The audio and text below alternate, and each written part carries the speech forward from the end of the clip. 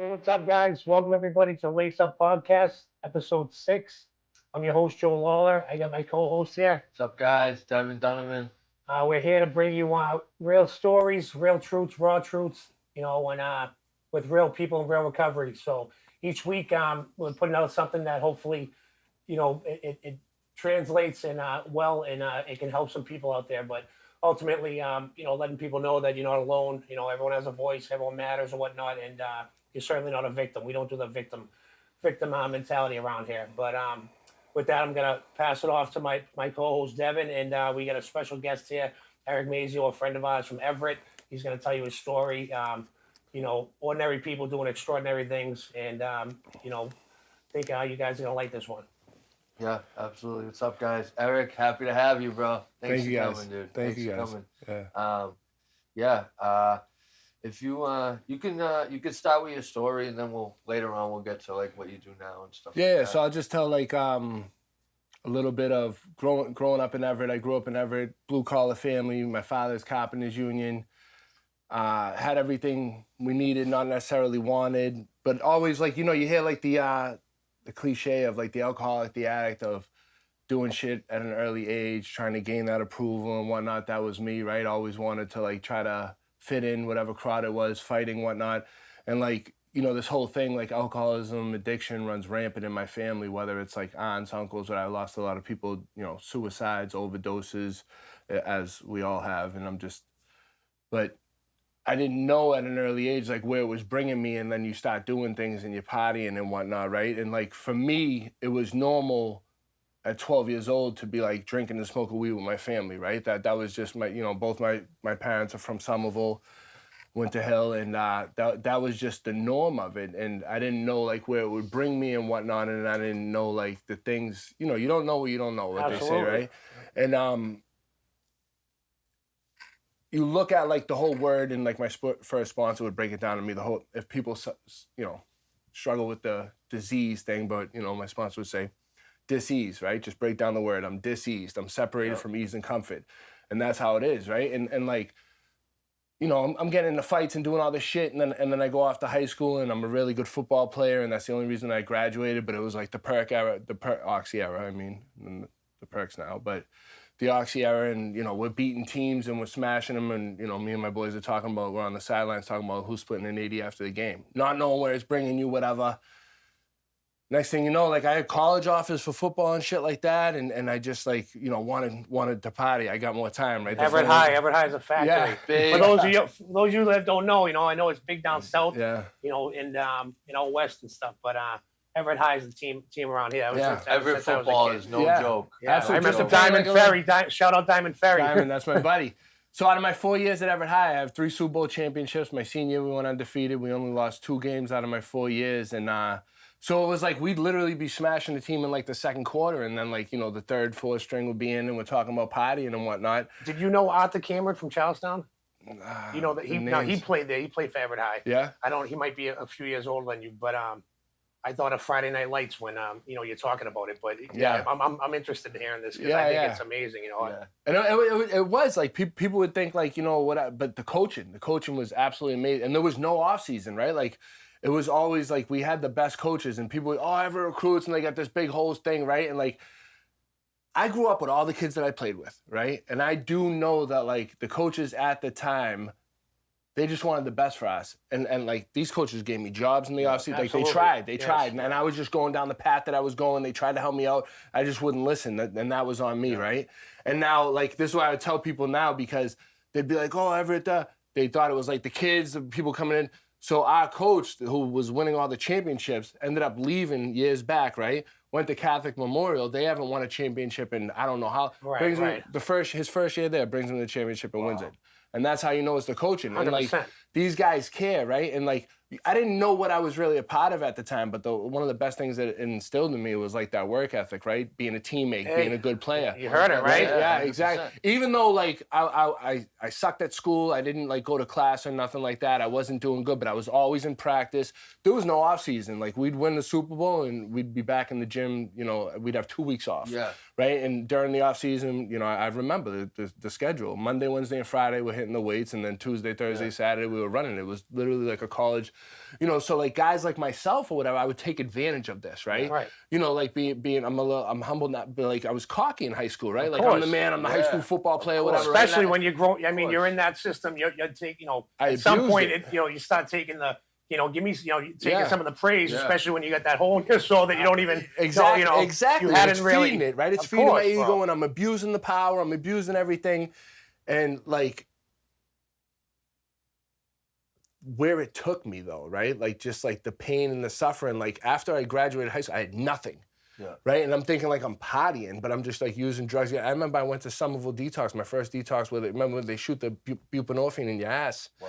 And like this is, I might have been 19 years old or something like that, and I'm up there, and I leave there, and every time I would leave detox, like at that time, even years ago, you know, I thought like, oh, I can just smoke weed, I can drink, whatever, and you know, I would never like project it on anybody else, like to like, oh yeah, you know, tell something and like have somebody feel bad for me, but inside, right, I would think of like, Oh, you didn't need no one to because you felt worse. You felt so bad enough for yourself. right, dude. right, and inside I'm dying, and my mind was like, well, if you went through what I went, you know, and not that like everybody has their own shit, and I never like to say like, you know, my life was worse than yours was worse. I don't compare at all. Eric, and that's the MO though. That's the Yeah. MO of the addicts, right?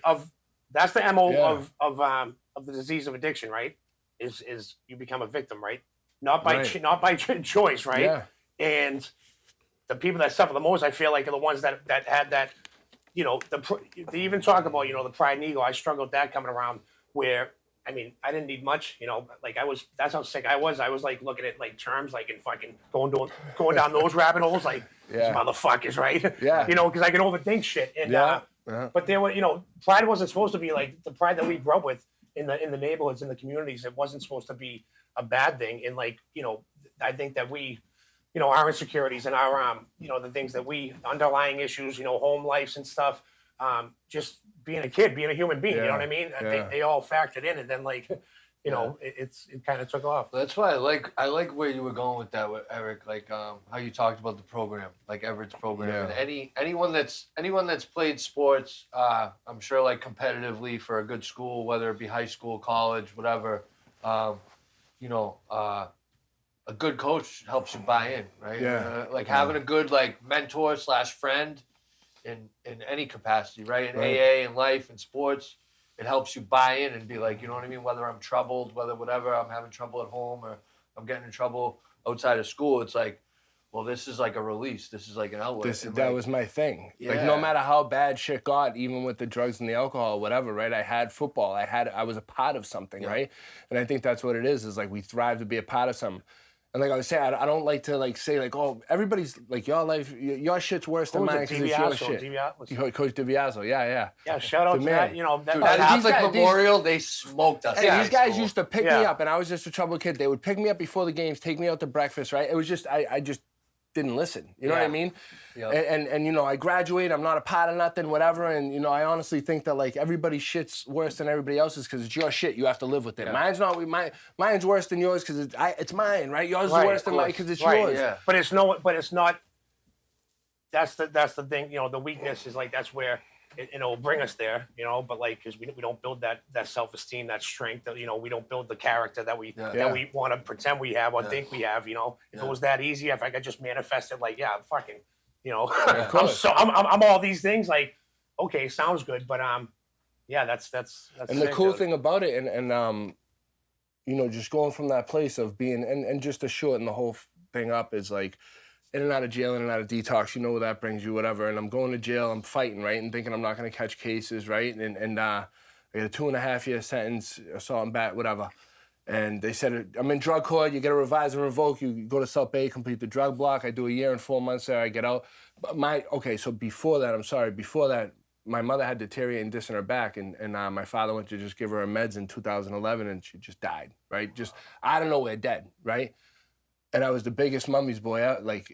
I mean, I'm a mama's boy. Yeah, too. and fucking dude, that ripped me apart, like ripped me up. And I just, you know, again, I didn't and I wouldn't go out and be like, oh yeah, you know, my life sucks, but in my mind is like, you know, if you went through what I went through, this is my mind, right? It was like, if anybody went through this shit, you'd be drinking and using Like a drugs chip too. on your shoulder. Yes. Yeah. Yo, 2-3 months after. That's a painful place to be, bro. 2-3 months it's in after here, she dies. and fucking, but you can't, you know, and you're a good right. dude, you got a good heart, good soul, and you're trying to be, you know, you're not trying to project on anyone. No. There are And I people would that fucking do I that would shit, hide bro. in my room Of and course, literally man. just get high by myself in my father's house. His room really is his house. And I'm just getting high and I want to die. And then like 2 months later, I get that 2.5-year sentence, do a year and 4 months in Salt Bay. I get back out, I go back to my father's house, find this beautiful girl living across the street, follow me. So the guy who lived in the house passed away, left the house to his daughter. And then it was Kate's godmother, the beautiful girl across the street, right? We end up falling in love. She had breast cancer when she was 22. Yeah. She's 24 at the time. They say if it's going to come back, it'll come back within 3 years. We're together about a year. She ends up dying of cancer, right? She called me one day saying, you know, it came back. She has stage 4 metastatic cancer. She went to the doctors or whatever. And like, I'm not going to sit here and act like I did right by all of that, right? Because my pain is like, how do I deal with the drugs and alcohol? So while this girl that I love is dying of cancer, like there I am getting high, right? And she wants to go to Florida to be with her family. And I'm like, oh, I'm going to quit my job. I'm going to go down there, whatever, right? She's in Florida fucking dying. And there I am at Logan Airport with a bottle of pills. It's an about to catch a inconvenience to Fed us. case if they caught me. Like I got a bottle of pills in my bed because I can't deal with any. It doesn't make me a bad person. No. It makes me an alcoholic and addict. When we're sick, it's not a moral issue. No, that's it. When we're sick like that, we make everything about us. Mm-hmm. Someone else's death. Yes. Someone else.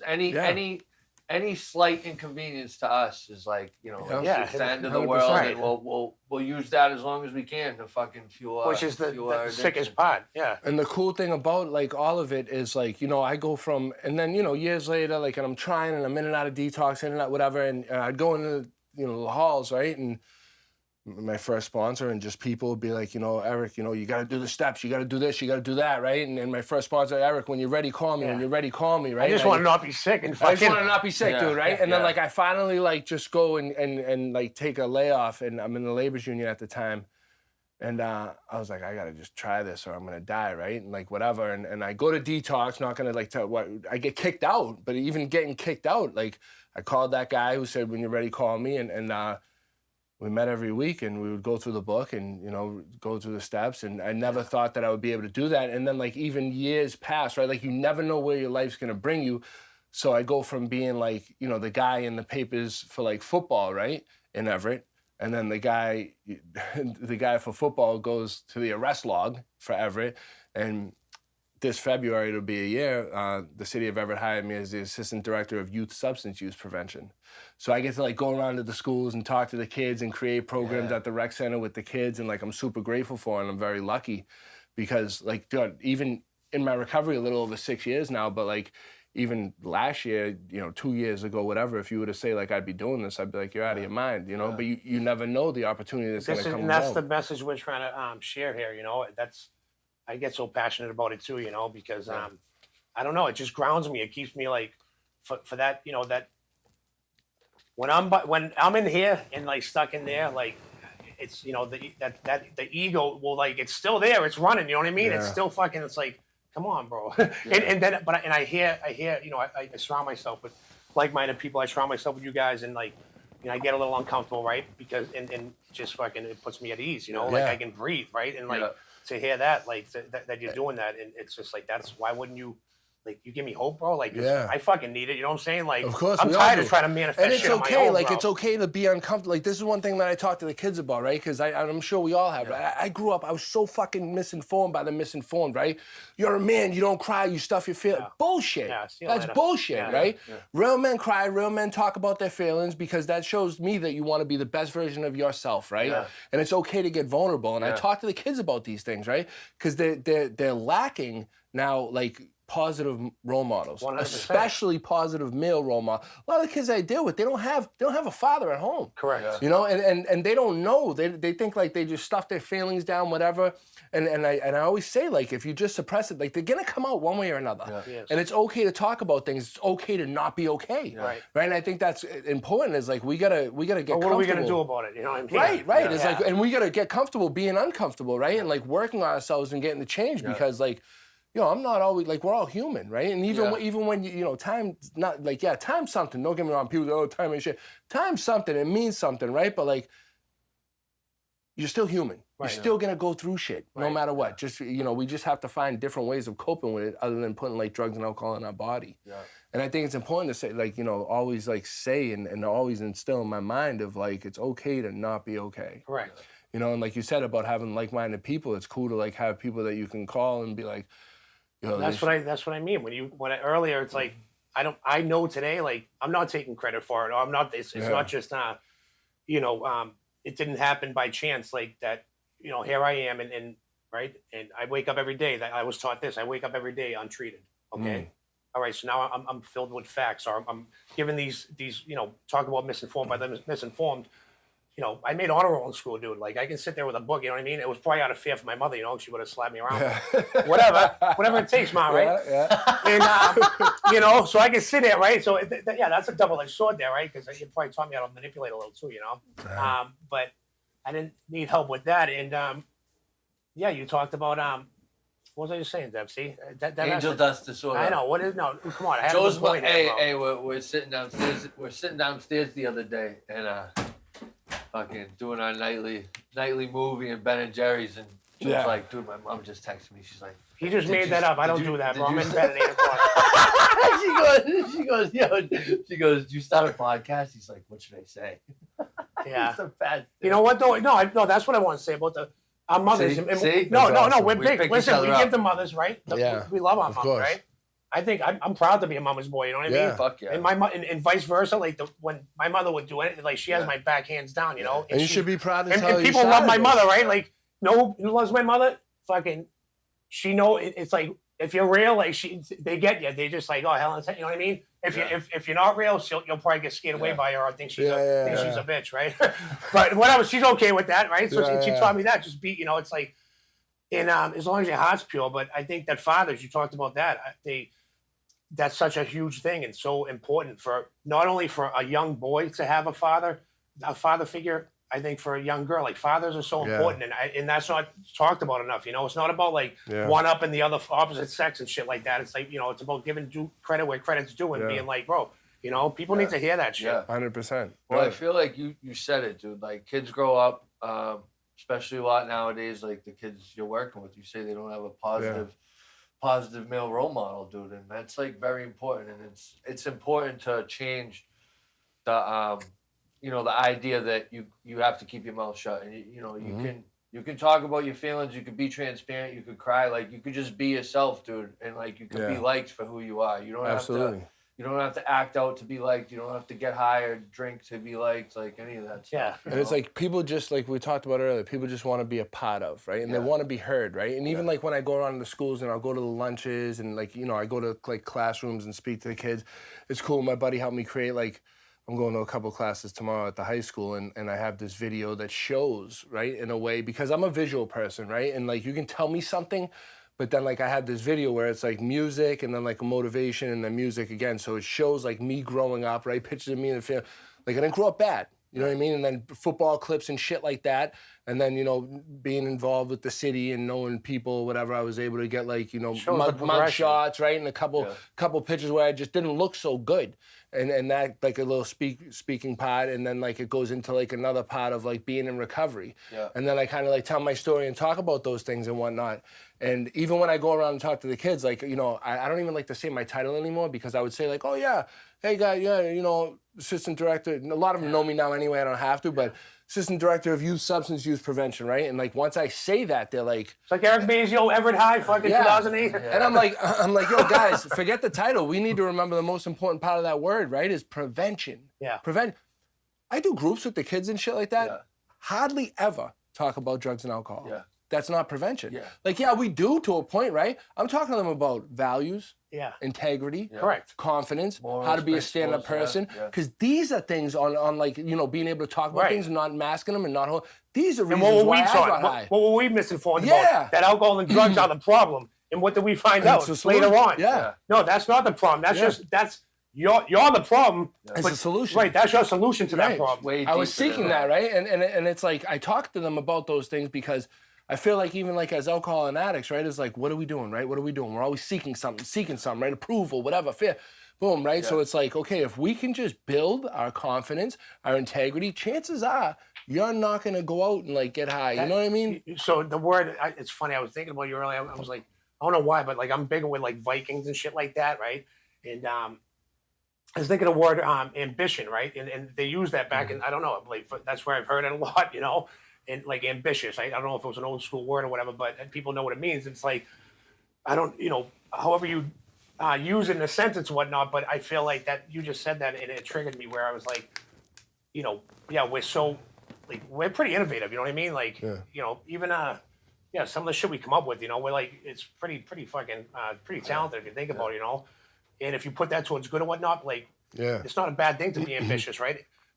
But it's like, all right, when you're ambitious towards something that's like hurting other people or you know, even whether you mean it or not, you know, because I certainly didn't mean to hurt anybody, you know what I mean? And in turn, the cycle just fucking continued. It happens. And I like how you mentioned at the beginning of your story, Paul says it all the time, dis-ease, right? And disease, dis-ease, and it's like, you know, we're dis-eased. We're not okay with ourselves. We're not okay with reality the way it is.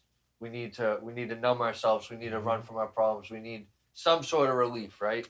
And when I first met you, I'll never forget. You always would say to me, "Do you want to feel better, or do you want to get better or feel better?" Get better. He told me that. Get better or feel better, and that's like real shit, dude. Because it's like all three of us could go do something right now and feel better. Yeah. Probably not a good long-term solution. You know what I'm saying? That's what I asked him. I said, no, it's not. And I'll never forget. I said, I'm not asking you to sponsor me. I'm begging you. I'm going to die. 2 questions. He said, are you willing to do whatever it takes to stay sober? Not knowing what that looked like, I said, yeah. And then he said, do you want to get better or do you want to feel better? And I'm like, not even 90 days sober at the time, right? And I'm like, I just want to feel better. And he's like, Eric, listen to the question. And like right then and there, I know I answered it wrong, right? So I'm like, and he broke it down to me, right? It's like, we can do a million things to feel better, right? You come in, you get the car, the tattoos, the girl, the shit like that. It's all making you feel better, right? But the disease is internal, the recovery has to be internal. We have to get better from the inside out, right? And through getting better, we're gonna feel better. You know what I mean? It's just a matter of that. And it's like, oh, I want to get better. I need to get better. Or, you know, I'm gonna die like this. Well, to feel better too. Like if you think about it, you hear people say it, like, you know, I get everything back quick. And to me, when I think about it, like, you know, my sickness, my mind will tell me like, bro, like, you know, I'm still, when I'm sick, like I still, you know, I can, when I'm like scratching like the bottom, like the surface, I'm fucking to try to get a little fucking boost of, you know, a little validation. I'm like a legend in my own mind of when I was like fucking a teenager. It's like, kid, right? Like that's when I need to be like, that's when, and I can acknowledge that today. You know what I mean? But it's like, I remember when you say like scratching that, and remember when you were a teen. I remember I'm in Cambridge jail, and I'm in there with a couple of Everett guys, right? And they're like talking to the COs, and they're like, yeah, Mazzeo played Everett High football, you know? And dude, I was so embarrassed, right? Hey, that's the worst. Secondhand embarrassment. So embarrassed, right? Because I'm like, here they are upping me, right? And in my mind, all I can think of is like, yo, look where I am now. Yeah. I didn't even want to like be like, and I'm like, sicker than others. I'm like, I did. Well, that's it. Hey, so in that case, it's like, I think like, you know, thank God, obviously, I'm you know, being facetious, I'm joking about it, but it's like, I always say, like, I'd say to Devin, there were many a times that I wish, like, you know, some of the shit we do, maybe psychopathic, maybe like sociopathic, like tendencies, all that shit. Yeah. But at the end of the day, it's like what I learned because if I pick up a drink or drug, right, I'll end up in a psych place. Yeah. And then after a couple of days, once I like, you know, sleep off my fucking psychosis or something, I'll go out and it'll be like one full of cuckoo's nest, and I'll be like, yeah, you're just a fucking alcoholic and addict. Like, you're really not meant to, like, nothing's wrong with you, dude, right? Because I've been places that there's people that are severely mentally ill, right? Yeah. And, you know, even the guys telling you in the cell, it's like, I wish in prison that I could have disassociated, you know, and I ran around with people that like, they made the front page. Like, I knew as a kid, I'm like, you know, and I even had the same mentality. It's like, I know I'm going to do something great. I just don't know if y'all gonna like it. I don't know if it's gonna be good or bad, but y'all gonna know, right? And like run around with people that are like, they're, you know, their goal, like in life, you know, not that they even thought of it like this, was to make the paper and like, oh, they got out life in prison, or they like, it's like, that's crazy, bro. Because you know, when those doors close, it's like, and there's that's the thing that people need to hear. It's like, put down the fucking facade, bro. You know what I mean? Like, thank God, you know, that I don't, you know, that I couldn't do that flicker switch. You know what I mean? Like that's a blessing, really. You know, I had to feel nowhere, what I had to feel. You know, 100%. And it's not easy, like over the years, and even like, you know, I think it's important, like, you know, we come into recovery, we clean up a little bit, we hit some meetings, we get a sponsor. I would be so hard on myself, dude, when like something would pop up, right? Something like what we would call like maybe a character defect, whatever it may be, right? Or like I get angry or something, right? But we got to give ourselves some credit, you know, because like, think that's about hard, it. man. You know, I've been hearing that word lately over the maybe It's important, this time though. around. I've been hearing it, and they say about, you know, give yourself grace. I know that I have to learn about it, like, which is a good thing, right? Like, you know, even just to be like, all right, feel a little relief off that, you know. But I know there's work to be done. But like, give the grace, like it's so fucking hard, I know, bro. as alcoholics, we want everything fucking yesterday, right? Yeah. So it's so hard to like, you know, what 20-something years, you know, when you're drinking and using drugs, right? I'm not gonna break all those things in 6 years. Yeah. It's not happening. In 30 minutes, yeah. Yeah, like, it's not, you know, but I want to, and I wish, and like, I'll be hard on myself at times and be like, well, why am I still acting like that? You know, I've done some work on myself, and it's like, you know, but you're still human, like, chill, you know? Absolutely. That's why they say all the time, like, and I don't really like it, but you got to find a balance, right? Like the progress, not perfection thing. Like, you got to find a balance between like, not like justifying your character defects and justifying like bad behavior, but you know, not every day you're gonna be walking on water, dude. There's gonna be days where it's like, all right, well, I didn't lie, I didn't cheat, I didn't steal, I didn't hurt anyone, and I stayed sober, and it's a win. Or like some days, like maybe you did lie, maybe you did accidentally hurt someone, like, but like when we're wrong, we're aware of it, we admit it, and we make it right, dude, and we're able to handle these situations different than we used to. You know what I mean? Of course. That's really, I think, ultimately the goal. 100%. You know what I mean? I was having this conversation with one of the guys earlier, you know, talking about, you know, Devin had got a phone call, and the kid was, you know, he chose to do, you know, he made a phone call and basically invited him, like, volunteered, like, oh, can you help me do something, right? And to me, like, that shit, because, like, and I know, it's like, all right, I really have to pull myself in, because, like, I can easily like get offended for like for someone I care about, for a friend, for someone like because you know, it's like Boondock Saints, bro. Like fucking, you know, in a perfect world, I'd be a vigilante. You know what I mean? And like fucking, it would be, you know, I would wipe all the fucking all the evil people off the earth, right?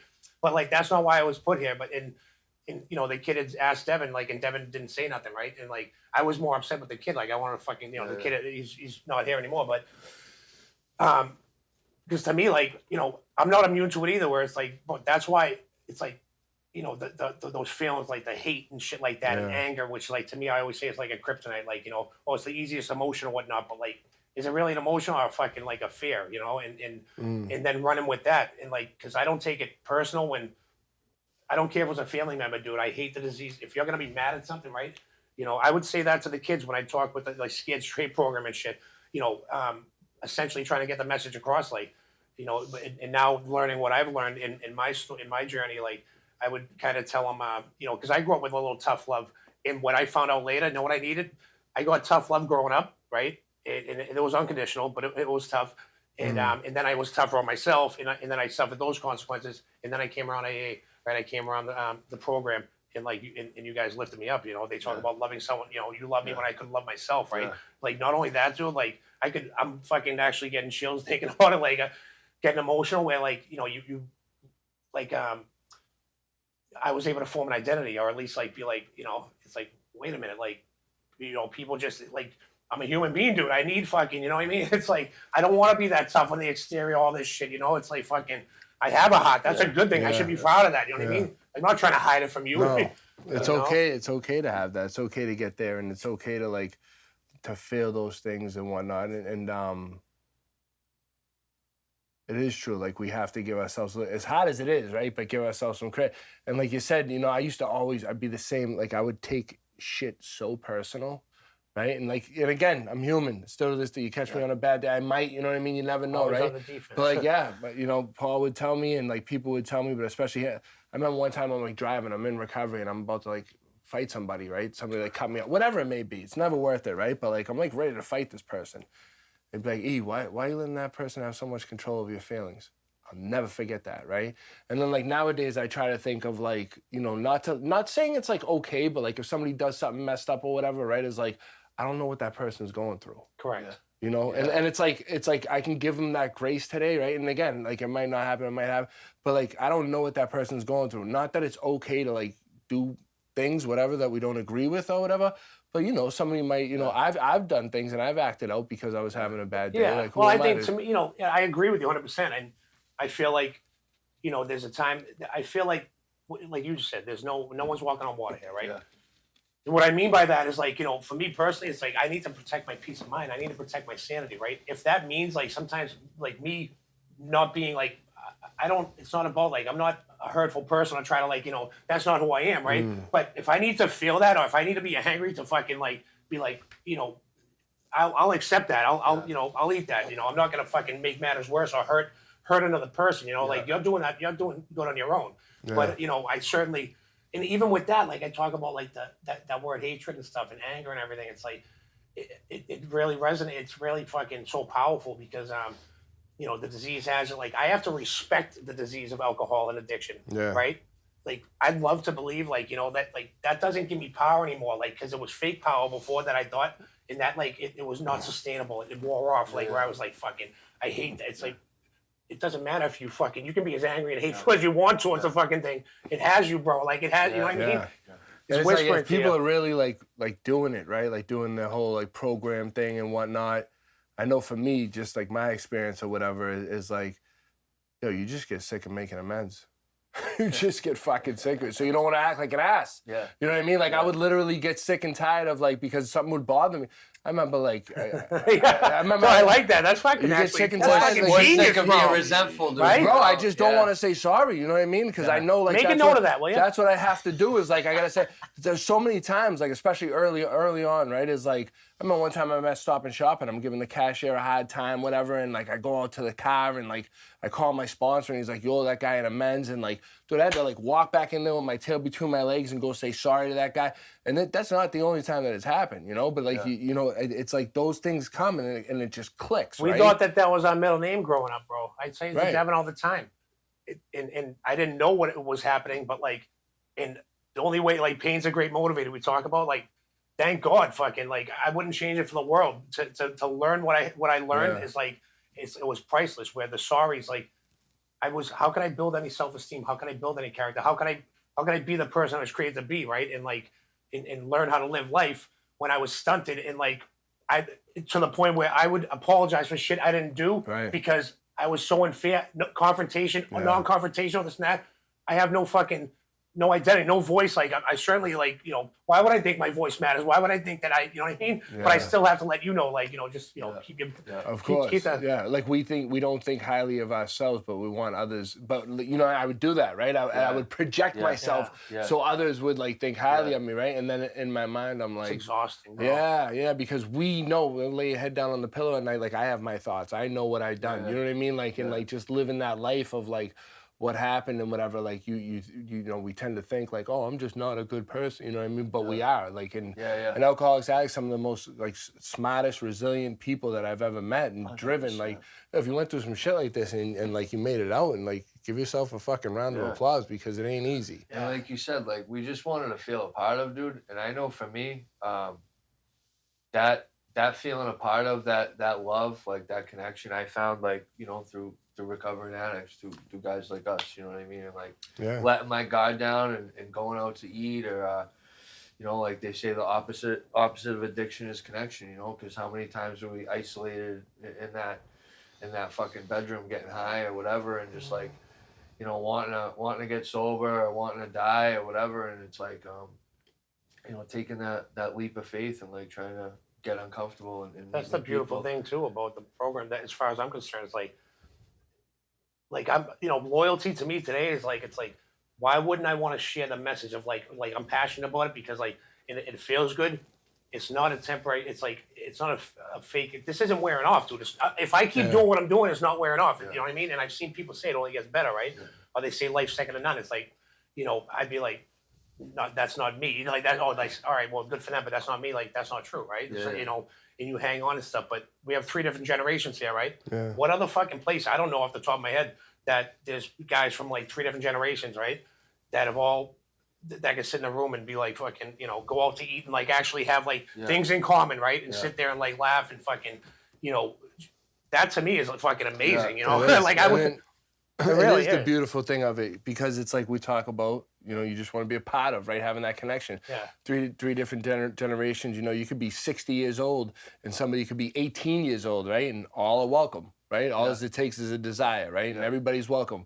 And it's like, you know, you come in and you learn from these other guys. Like if I didn't learn from these other guys that grew up around the same fucking neighborhood that I grew up in, right? Or at least around there, right? Absolutely. That I know drank and drugged the same way I did, went to jail and detox the same way I did, and then they started talking about being vulnerable and it's okay to be okay and it's okay to like spread love and stuff like that. If I didn't know that and like that program didn't do that for me, I wouldn't be where I'm at today, you know? And it's like one of those things, it's like we have to pass it on to others. Because it's true, I heard somebody say a while ago, it's like it's the only program where like, it's the only thing that you come in a big shot and then you work your way up to a servant, right? Because you're helping others, hopefully, right? You're able to help others, right? An old time I heard say that, right? I like that true. shit, bro. Yeah, it's true. But that's wisdom, dude. That's like the man on the mountain hitting you with that gem right there, right? Yeah. I might get that tattooed on me. But it's great, right? Because, you know, you come in, I know for myself, it's so true, because I came in the door, right? And I was like, why are all these people so nice to me? Right? Like, what do they want? Thinking there's a hidden agenda. Because that's how and why do we think that? Because that's what it was for us, right? Like, I'm not going out of my way to do anything for anybody unless it's getting me drunk or high, you know? So then I'm like, why are these people going out of their way for me, right? And these people what's the agenda? What's the motive? Years of sobriety. So that never gets old. That to me is so profound, and I use that word where it's like, you know, Dev, you know I'm a writer, bro. You know, fucking. Right. But I always I'm good with the words. Like I just and like that word profound. Like it never gets old. Like it really is sustainable. Like anything before like my way, it wasn't right. And like okay, like now that's all right. You know what I'm saying? Like I'd rather have. To me, it's so much easier. Like it's like I don't. You know, you talk about work ethic. You know what I mean? It's like I thought of earlier when you said that in Everett High. You know, and I've talked to Devin about this. How can I have any of that? How can I build any of that, right? You know, I thought the guys in the corner were the fucking cool guys rather than my father, the firefighter, you know what I mean? And like providing for his family. But there was, you know, and alcoholism involved and like that just blurs everything. And the work ethic, I remember playing Charlestown didn't have Pop Warner, so we went over to Everett. Played for 2 years, won 2 state championships, tight end and defensive end, right? The tight end was all right, you know. But I like defensive end because you could just sometimes. That was my the same. I played both too. I played. Oh my god, bro! Yeah. But the one thing I always say, and it's to me, it's like, and I know that you can relate to this, where I try to express it to people. Sometimes I'm like, I don't think they understand, but you know, sports in general, right? Like that connection and stuff. But the values instilled and whatnot. Being over there, I remember I hadn't played football, but I was an athlete and. We practiced during the week, right? So I'm a kid, young teen, right? And it was a lot, dude. I'm like, I got asthma, like hitting the spray, you know what I mean? Yeah, and I saw a couple of kids quitting. I'm like, I knew then, right? Even a couple of my buddies, right? They're not here anymore. So, you know, and I know that's a terrible thing to say. I'm trying to, sometimes I try to make sense of things. And it's like, even then, you know, you talk about giving yourself grace. Like my mother, that's one thing she instilled. Like I wasn't going to quit, right? But during the week, like, and as time went on, right? Because I'm like, this is stupid. We're running up hills. Like, it was fucking intense, bro. Yeah. And then come Saturdays, I think we'd play on Saturdays, and you'd come out, right? And there's adrenaline going, right? And the cheerleaders would be going, and the fucking people would be in the stands at Everett Stadium, or like, you know, when you're in the playoffs and shit, and Everett travel's fucking heavy, right? Yeah. And no one, you know what I mean? You go to Brockton or something, there's always action, right? And that feeling, bro, like that was like I think my first high, like my first real high, dude. Yeah. Tim you know was what I mean? talking about that, like that rush that you get from like the endorphins. So I think about the work ethic when you say that, like football, and those guys, like credit to those guys, because I'm sure it's, you know, it's like the foot, but then they added the extra layers and like, you know, the things they taught me, like I was like, it was no, like I've never experienced a feeling like that. And it's huge, and like you said, the endorphins. I carry it to this day. Exactly. And that's why, like, you know, going from, like, for people, a lot of us, right? You go from, like, high school from having that, right, to literally none of it. Yeah. You know, and, like, that's why today, even anybody in recovery, anything, like it's like important to like find something that you love to do, right? Like for me, it's like the gym, right? Like something that's gonna release those endorphins. You feel good about yourself. Yeah. You know you did something tough that day, right? Could be You're kind of looking like a basketball. young Bradley Cooper right now, right? Oh, thanks. Yeah. Oh, he looks Bradley- good. What are you, No, sober? Bradley's a stud. No, because I was Bradley's watching a American stud. Thank Sniper. you. Yeah, I I'll was watching take that. American Sniper. Dude, Oh, Eric's yeah. a Brad stud. Cooper's a stud. Yeah, he is. Hey, Absolutely, bro. Absolutely. Remember when we like, dude, Great actor too. this is when I knew Eric was a stud. Remember when we went to Hampton Be Beach? careful, yeah. Hold on. We went to Hampton Beach. No, just just the No, stop it. Tell me the, more. the boxing machine. The boxing Yeah? machine. Yeah, Eric yeah. pulls out the left hook, broke the high school. I'm like, oh shit, Yeah. he's a stud. He's a stud. He's a stud. But But it's important to find things. you're that- right. That's where I was getting find with that. things. Find That's things that we funny, love bro. to do, right? Like find things that like because it's the whole thing of again like being a part of, right? And find things whether it be football, basketball, reading, that doesn't matter. You know what I mean? Going to the gym, whatever. And find something that like feeds that because having downtime, I know for myself, like it's Well, not see, good. No good. I just thought of what you were just saying. It like to me, it's like living like this, right? This way to me is like it's educational. It's like I learn something every day. It's like a classroom, right? Because like I don't know how to live life, bro. Right? Yep. People say like I was scared to like I'm not afraid to die. I'm afraid to live, bro. You know what I Yeah, mean? yeah. So it's like that would be easy, but but I'm not going out like that, and I wouldn't. I try to lift. I would want other people. I hope. I feel bad for people that I know mental illness is real and all that stuff, but Yeah. certainly the dual diagnosis that doesn't help with like pouring the fucking salt on the wound, so to speak, or pouring that shit on there. But I even knew when I was thinking about you talking in Stoneham when I met you up there, I believe, and we go to that meeting and the young I've said it before about the energy in that meeting when I went there, like it was palpable, and for me to say that here it is, like a child's kid go walking into a meeting in Stoneham, but I'm not a kid, I'm a fucking grown, you know what I mean? Like it sounds good, but walking in there and you'd always speak, and when you spoke, I right away, like I knew it was coming from the heart, right? And that's something that is big with me, and I feel like that the best part is I always say you can't screw up the truth, bro. If it's coming from the heart, it's gonna convey properly. You may not think it sounds right or anything like that, but the message is getting it. It's not like people are hearing what you're fucking saying, bro. Of course, and I think that's one of the things that I chase now too, right? Is like once I started like helping people, right? Because I try to be useful today. I was a taker for so long. No matter any conversation I would go into, any place, what can Eric get from it? What can I get? But now I think of like, what can I bring to it, right? Like, what can I give? And it's true, right? It's no bullshit. Because like I just love helping people, right? And I realize I always got that vibe off. and you. I'm super grateful because it's like I feel like I just have to pay because the guys that help me, and like the shit that I've got from it, right? My sponsors, my friends, you know what I mean? Like anybody that has helped me and to be able to like give back and like help people, especially kids. That's why the job's so important for me to help them like hopefully Absolutely, knock on that path. But like to be able to break like, a cycle, you know what I mean? Yeah. Make a literally. fucking difference, That's bro. really what making it changes. And I wanted to get into that. Like I met you a couple of years ago, probably three years ago now or something like that. And when I first met you, was at Stoneham, and you were in the laborers union, made the career change, and now you're doing something a lot more purposeful and fulfilling internally, and it's an amazing thing, dude. Like I wish I had that when I was a kid. You know what I mean?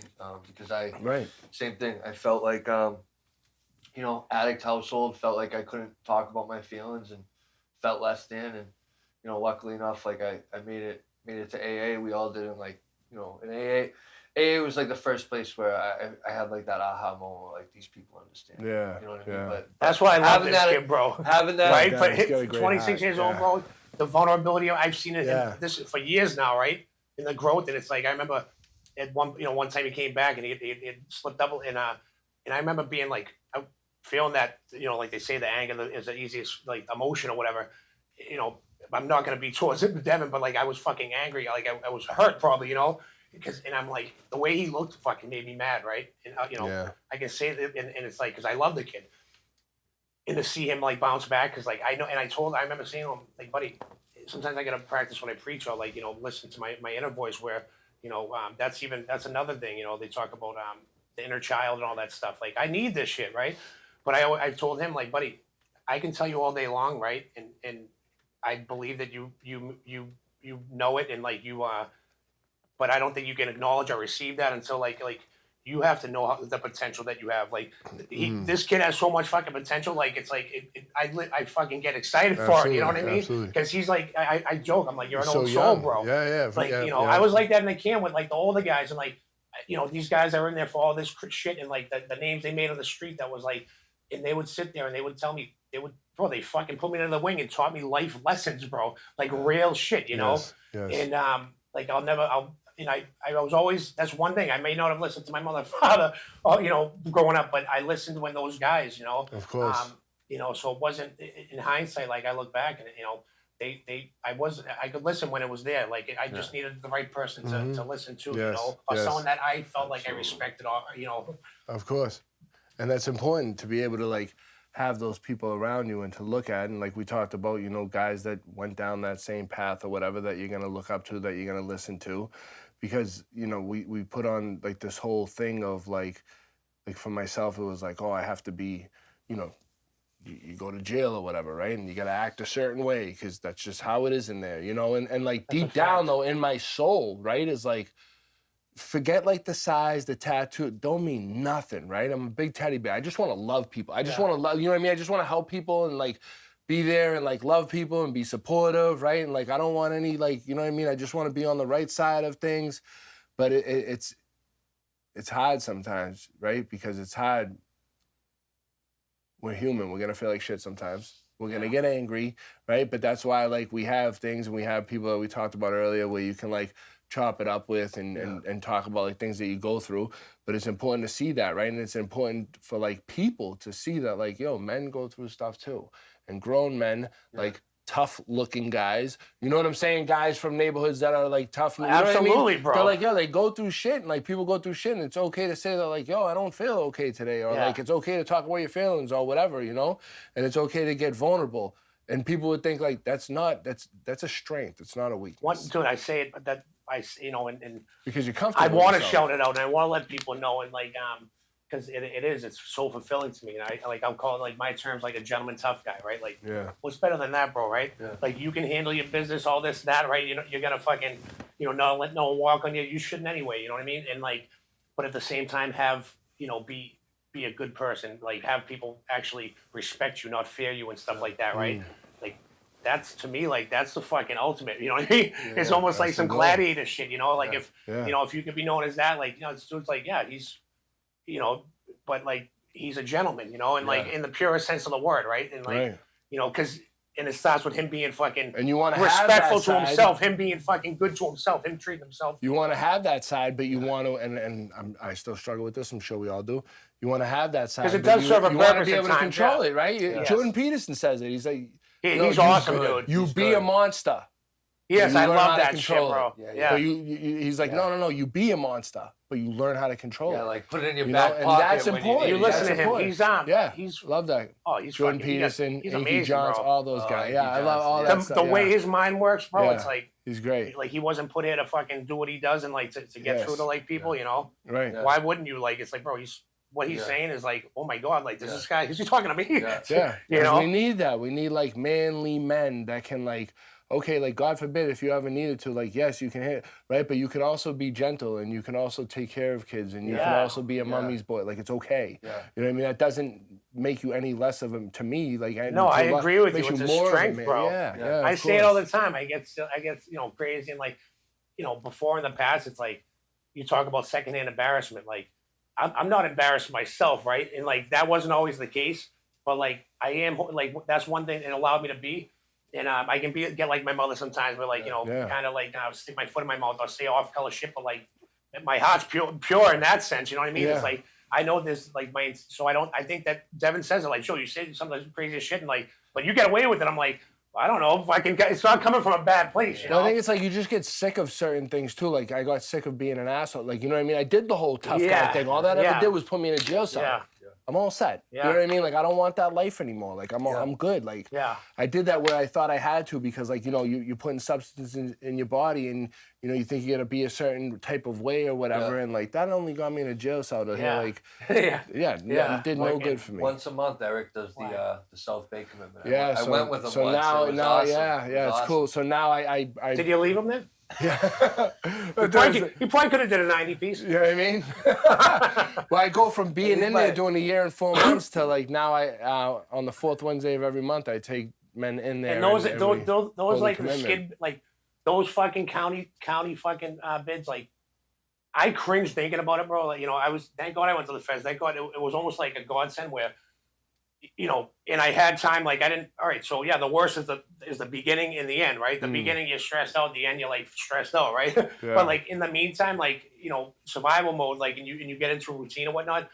When I don't think I'm more worried about. I know that. All right, so I know not how to go back there, right? But like still be cautious. Like all right, if I act accordingly, I won't have to go back there, right? Yeah. I'm not going to catastrophize and whatnot, but like, county stuff, like driving, like little shit that I still feel like, dude, like come on, bro, that's small peanuts, right? It's like, I turn around, sir. You know what I mean? I'm like, wait a minute.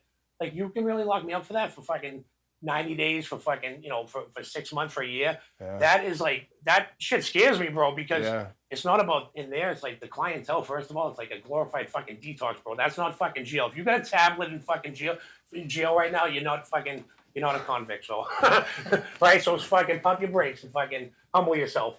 But that I always joke around. I say about like gangster. It's like, oh, you want to, people like to use that word and that term and stuff like that. It's like, and I can say it today with full confidence. And I get that from guys like you as well, where it's like, to me, what's being a man is providing. Devin says it right. Like I feed off that shit. Like what's gangster? Like what? How gangster are you? Like I'm so gangster. I'll make sobriety cool. You know what I mean? So it's like, and like it's not really for you, right? If I tell myself that, it's like fucking whatever works. You know what I mean? Of course. Doing the right thing is fucking. It's hard sometimes. So something I wanted to ask Eric, just kind of off the top of my head, but you got a little over 6 years sober now. What are some of the internal, external, whatever, it doesn't matter. Some of the biggest gifts you've received, like in sobriety. Like it could be current, could be past, doesn't matter. You know what I mean? Just I would say one of the biggest is I always say like just waking up with like that ease and comfort, right? Where like you wake up in the morning, the wheels aren't turning, right? Like where am I getting it from? Actually looking forward to the day. Yeah, right? Like that's one of the biggest by far. Like where am I getting it from? Whatever. Yeah. And then like the relationships that I have in my life today, rebuilding my relationship with my father, my family, and like the fact that like I can show up for life today and like be accountable, right? And like it's nothing like the exterior stuff, like that's, the job, like all great, all good, but like those internal things, right? Like that peace, right? And like being able to know that like people can count on me, that I can count on people, right? Like if somebody needs something, I can help out and I can be there for them in any way. And just being able to like help people, right? And like awesome. being able to like reach my hand out and be able to help somebody that was going through the same thing, or just somebody that's like maybe not having a good day, and it makes you feel good about yourself. But definitely like relationships and that peace and that ease and comfort, and not like worrying, you know what I mean? Not looking over your shoulder like, are the cops gonna get me today because I got warrants out, or like, is this my last high because I'm gonna die of an overdose? You know what I mean? Like you don't have to think like that, or like where am I getting it from? Like takes so much energy, and we don't have to deal with that today. I feel like that you've earned, and like by putting in the work, and then it's how it works. It's like it stops being all about us, right? Because it never was to begin with. But like then we fucking force the issue, and we fucking implement ourselves, and we fucking destroy people without whether you mean it or not. You know what I mean? It's not about that. I rode that fucking one wave for a long time, like but my intentions, and it's like that's fucking irrelevant. It really is. Right. And to be able to like now that you said the relationships, they just kind of they manifest like genuinely, and then there's like everyone just plays their part. All you have to do is play your part, bro. Right? Yeah. And like and that's good enough, Right. And the fact that you can just show up for life. Yeah. Be accountable. Yeah. Right? And be able to. Yeah, I think about like a couple specific times, dude. Like when my daughters were first born, you drove down to Drake it and to see me, and just going to eat, going to meetings. Like Joe said, you're very genuine. You know what I mean? When you talk at meetings, and you practice what you preach, and like, I admire that, dude. Well, and I that's appreciate yeah, it, that's you the know, and it's attraction like, right even though, there. Even though we haven't seen Eric in a little No, bit, thank you guys. life gets busy, and Of course. whatever. It's like we pick up where we left off, and I'm Always. As we Right. say that it's the worst. You talk about I cringe or second-hand embarrassment where it's like I don't need help with it, but like when someone you'd see someone, right, and like this isn't a friend for any kids out there or whatnot, or anyone for that matter, where and you run into them, you're living your life, you're doing your best, and if you can say that, and then you run into someone and they hit you with oh, where you been, or like they hit you with one of those, it's like that's like and I would hate that, right? Because I've had some of those in my life, and that had nothing to do with me. That had everything to do with the person saying it, right? Where it's like, you just said you pick up where you left off. And to me, that's a friend, right? It's like right, exactly. Of what they didn't do right, either. I know. Like, you're like, where you been? You haven't called me. Motherfucker, you haven't called me either. Yeah, exactly. I didn't know. It's like, yo. Yeah, settle the. You're Yeah, so right. worried about me. You pick up the phone. Yeah. Now all of a sudden, like, all right, so now I'm fucking. Wait a minute. You just like in the past, like that would fuck me out because I'd be like, you just put me on the spot. Now I'm like embarrassed. I feel like I got to come up with the fuck. You know what I mean? It's like. But I think that goes back to the thing that you said earlier, right? Is the fear, right? Like, let me say to Joe before he says it to me, where you been? Right. Because I haven't called him either. And I'm so in fear of him saying to me, where have you been? Right. Yeah. So I'm going to say where you been. Right. It's like, you beat me on a punch so fucking high. Yeah, that's a lot of it. And now you got me scrambling, thinking like, you know what I mean? But that's right. That those aren't front. You know what I mean? Like people understand. Like you said, life gets busy. Yeah. You know, and I can pick up and like no love lost if I haven't seen somebody in a while, and I'm not like, if anything, it's the other side. Like absolutely, bro. You get excited even to see you tonight. Excited. It's like that's the real shit. The genuine shit. I was happy to bro. come in and see you guys. Exactly, and it ain't like there's no awkwardness. There's no uncomfortability because. There shouldn't. Why would there be, right? Life happens, and people need to understand, and I understand, and like I'm not saying people need that, but I understand that like life happens, and shit gets busy, and it's hard. You know what I mean? It's hard. You got to work, you got to do this, and then meetings and whatever, and just life in it. I think it's a great feeling too. I mean, at the end of the day, like for someone, let's say you haven't, we're living our life, whatever we have, we don't see each other for a little while. But when you do, when our names come up or whatever, right? It's only a matter of time, and like that, you hear something good, right? Oh, Eric's doing his thing, right? It's like now it's like I can take even pride in that, right? Like that's my point, right? Yeah, as opposed to like, he's strung out. You know what I mean? Right. Of course. That's the thing, and like I see, I see his motivational stuff on social media. Yeah, it's awesome. It is awesome. Really is. Like dude. Like I said, it really does. It makes me happy to see like. The young kids having pizza parties, fucking dodgeball, bouncy houses, whatever it may be, right? But it's like a lot of us either didn't have it or didn't take advantage of it enough. But to see someone relive it, I think we joke about it and stuff, and like there's it's I guess it can be a blessing and a curse, but like Billy Madison and whatnot, it's like bro. Yeah, I may be 46, bro, right? I joke like, physically, right? Because I wasn't, I was taught that like you get stunted emotionally, mentally from trauma, from then add fucking alcohol or drugs in the mix or whatever the case.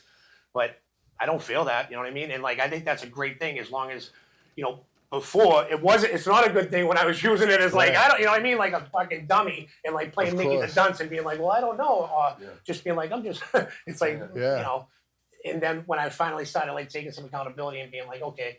Now I can actually enjoy being like, even when my kids, like when I was younger, they'd be like, oh, Joe, oh yeah, he's fine. The kids are fine. They'd be in there drinking or whatever, right? And I just go, and I'm like, I'd be outside with the kids because like I had more in common with them, right? I was like, that was easy for me, bro. You know what I mean? I had no conversation for you at the dinner at the table. And I appreciate like what. It's hot, you're right, because like you think like I had nothing, you know what I mean? I had nothing to bring to the table.